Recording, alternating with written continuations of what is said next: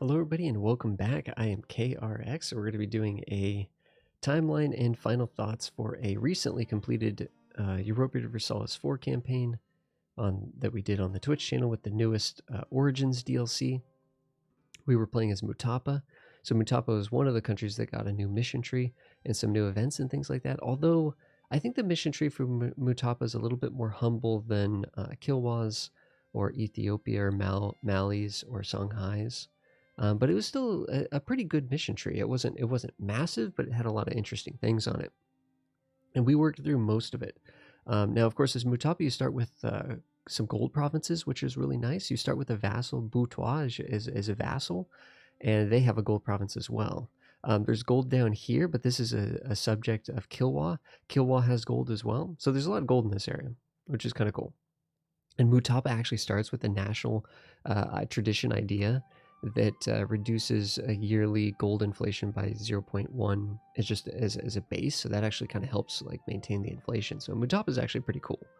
Mutapa's got some pretty cool stuff. Kilwa is definitely just like on paper more powerful than us though, just mono. More development, bigger force limit, higher technology. They start with feudalism. We do not. So we don't even start with the feudalism technology. So we're like, or institution, right? So our tech situation is a little bit dire. We're basically trying to beat up these other guys here that also don't embrace feudalism. So we're trying to make sure that Kilwa doesn't come in and take any of them. So we want to consolidate all of this land. In fact, actually in 1464, something interesting happens. One of our missions allows us to colonize the Cape for free. It just starts a colony here. And when that's done, it actually gives us a free colonist. For 100 years, we have a free colonist. And we start colonizing this area here. Because what we're going to do is we're actually going to... Kazembe and Buha both have... they've lost some cores. So we're going to actually try to vassalize both of these countries and grow them back with 3 conquest wars. But also just sort of use... all of this will go to Kazembe. All of this will go to Buha. That's kind of the plan. So we're going to do some vassal play, I guess, and try to power up a little bit over here and get these subjects to help us a little bit, and then that'll hopefully give us some people to help us against Kilwa. Because realistically, I mean, we're so isolated down here. Yeah, it's when we fight Kilwa, it's going to have to be 1v1. But Kilwa gets into a weird war against. I think Mombasa might be allied with. Actually, we might actually be allied with Mombasa because we're trying to prevent Kilwa from expanding themselves. Now, Kilwa does come over here to Madagascar and starts expanding a little bit there.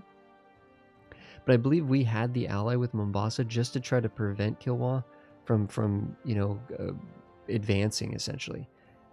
And I can't remember if we lost the alliance with Mombasa or if Kilwa attacked Malindi or something. Something happened. And we were able to get a really favorable war. I think Kilwa was split between 2 different conflicts, and we were able to attack them.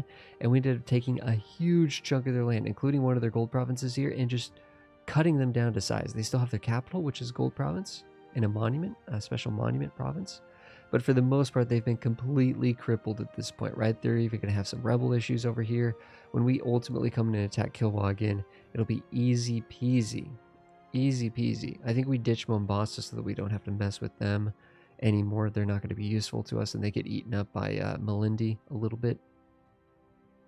Can't remember who Ajuran allied. They allied somebody in here, and that kind of slowed things down a little bit. But you can see there goes Kilwa on the mainland, on sort of the mainland of Africa. There, we've connected here, and you can see that we're feeding Buha and we're feeding Kazembe. So that's. We're going to keep working on giving all this to Kazembe and all this to Buha. And once Buha's taken all this, we're going to try to integrate them. We took some interesting ideas this run. We actually went aristocratic just for fun. Get that extra siege pip on the leaders. Get some cavalry combat ability. Some other really actually kind of interesting things in there. We also did influence ideas because we're working on the subjects. I'm trying to remember the third idea, religious ideas. We stayed fetishists, so we ended up going religious ideas. It looks like 1522, we go to Zimbabwe. We have claims, so actually we get full, by the way, we had full permanent claims on all of this. When we're conquering all these little guys, we actually had permanent claims on them. When we're conquering Kilwa, full permanent claims on all of Kilwa, not Madagascar. We don't ever get claims on Madagascar, unfortunately. Not permanent ones, at least. Oh, these guys are our vassal right now. So Kilwa actually conquered most of Madagascar and left these guys with one province. We conquered these guys, released them as a vassal, and then reconquered all of Madagascar in one easy war. In fact, actually, that worked out really, really well. We have free claims on all of the Horn of Africa here, all the way up to basically up to the Mamluks, essentially. So we're going to be working on that. We can see that Ajuran's been completely gobbled up by us and Adal. Adal, actually, interestingly enough, went down to one province. They went down to a one province minor, but they were able to beat up on Ajuran and sort of expand quite a bit. So they had an interesting story because Ethiopia actually had a pretty good game, and now Ethiopia is getting completely decimated by a bunch of like insignificant countries. It's kind of hard to understand why Ethiopia just kind of self-destructed there. You can see that we integrated Buha here. We finished sort of sealing off the Cape here, and this is part of one of our missions as well. We had the free colonists for 100 years. We've lost that. We're thinking about picking up expansion ideas to be able to continue colonizing these areas. We couldn't get expansion ideas early. I wanted expansion ideas early, but if we had gotten expansion ideas sooner, it would have canceled the free colonists we were getting from the event. So it was better to run the free colonist, I think, get different idea groups, and then wait till that expired, and then start working on expansion ideas. Because also we didn't have admin points. We were like really admin starved as well. We're rolling in military points. We're completely up to date on military. We got caught up on technology pretty easily. We ended up dev boosting about three provinces, 3 gold provinces for institutions. I'm trying to remember exactly if we just let feudalism spread naturally or conquered enough land to take feudalism from like the land that had already had feudalism. Because we devved up 3 times. One would have been for Renaissance for sure, one would have been for colonialism, and one would have been for printing press. I don't know if we ever actually fully did like a power dev for feudal. Actually, we might have. You know what? We might have done a power dev for feudalism. We might have devved our capital twice. We might have devved it for feudalism and also devved it for Renaissance. Because one of the issues with Mutapa was that your capital an event happens where your capital gets completely devastated. So I think we might have devved it up, and then it might have gotten reset a little bit, and we devved it up again. So that's the end of the timeline here, and we got a nice Zimbabwe. So we did end up forming the Zimbabwe, which gave us a neat new flag, and it also gave us some new stuff in here, like 10% morale of armies, some trade efficiency, construction costs minus 50%. That's not bad. It's not bad. Some goods produced, national tax, monthly gold inflation modifier minus 20%. That's monthly. That's the amount of inflation you gain from gold. That is not the same as decay, like inflation decay. So it's actually, we calculated this out that this is quite a bit weaker. This is quite a bit weaker than the actual yearly inflation decay, but so that's unfortunate that this is worse than the Mutapa one, but it's still kind of an interesting stat. So attrition for enemies and you know, so on and so forth. We're still working on this. So religious ideas is what we got second. Of course, Deus Vult, there's not going to be that much fetishist in the world, so we're going to be able to basically attack anyone we want with Deus Vult, which is kind of cool. Also, the Sunni land is particularly Coptic, and Sunni land is annoying to convert, so having that extra 3% missionary strength is really nice.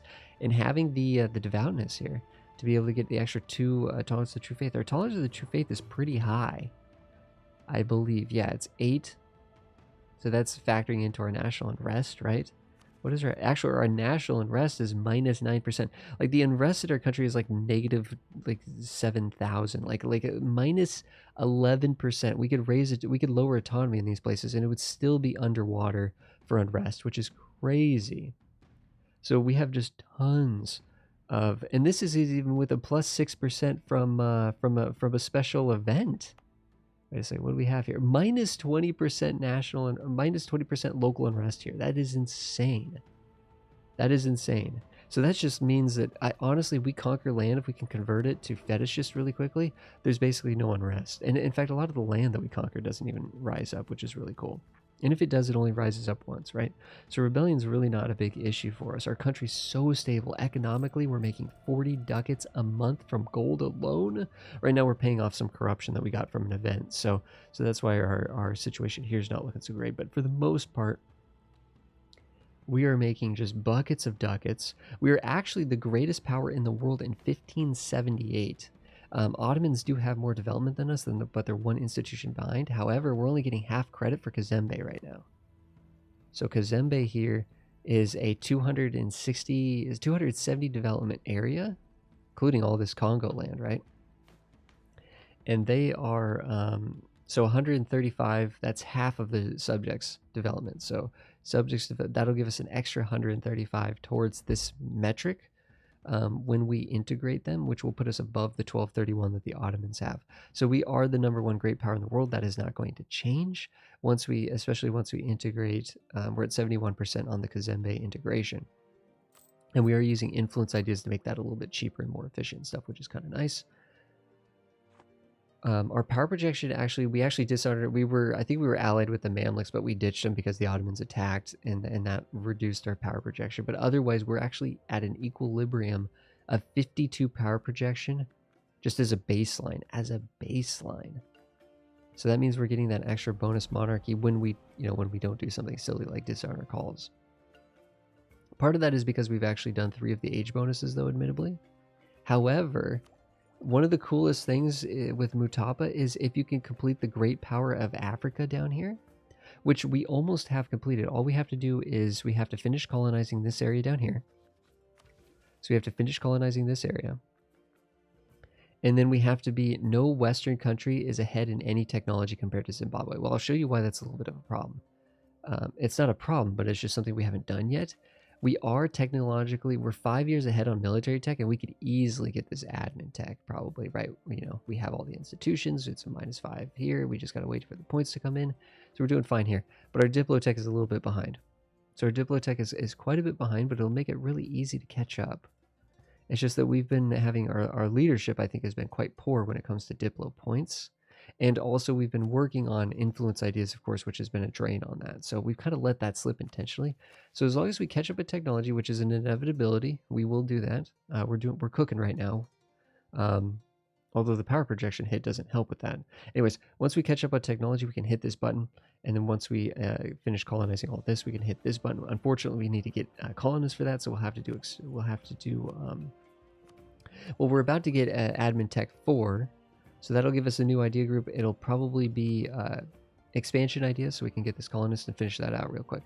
But once we do all this stuff, right, so maybe it'll take 25 years or so, maybe a little bit longer, we'll actually be able to get 25 power projection for Zimbabwe. This power projection is permanent, which is insane.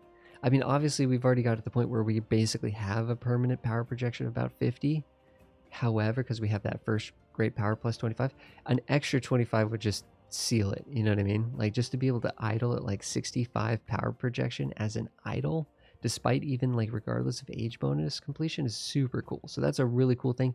And it's not that hard to get. You'll get this about 1600 if you're cooking, you know what I mean? Which is really cool. There's some stuff we could do with reforming the military. I haven't quite got the, we did get the army professionalism up. Admin tech 15, and we can hit this button.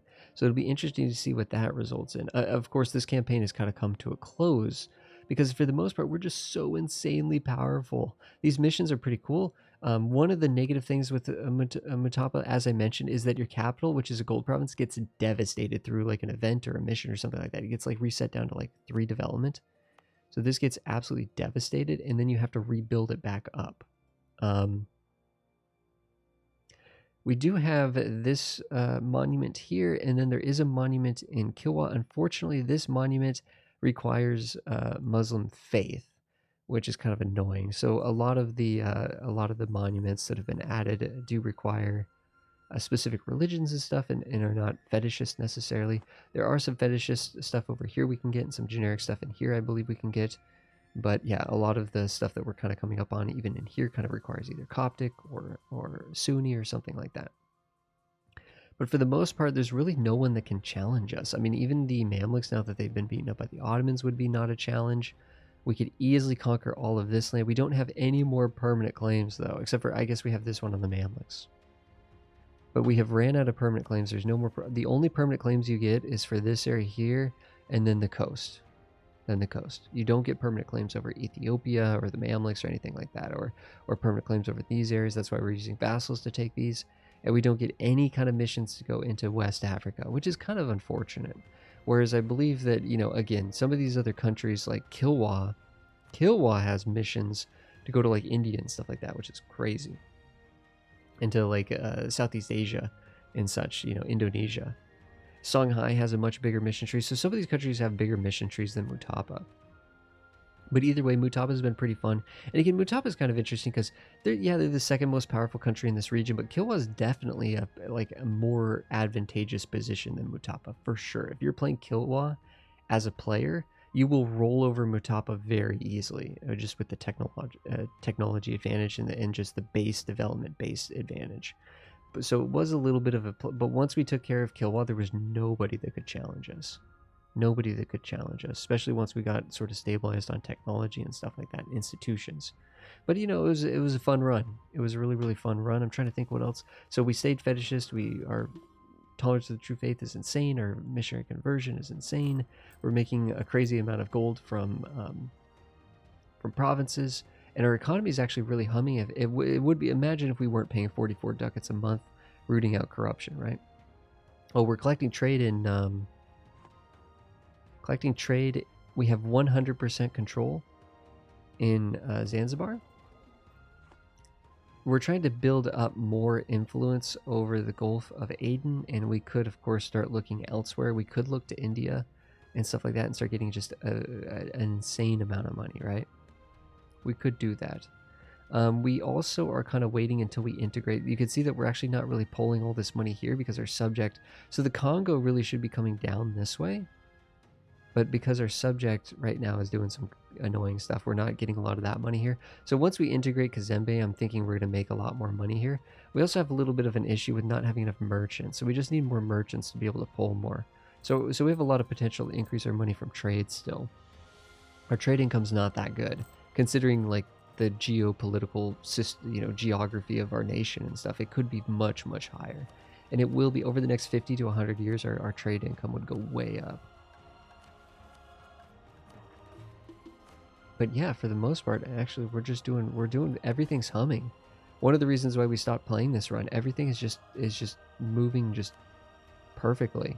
There's really nothing to challenge the great Zimbabwe over here. So guys, thanks everybody for being here. Really appreciate it. If you guys have any questions or comments, I read all that stuff and reply to all that stuff in that section.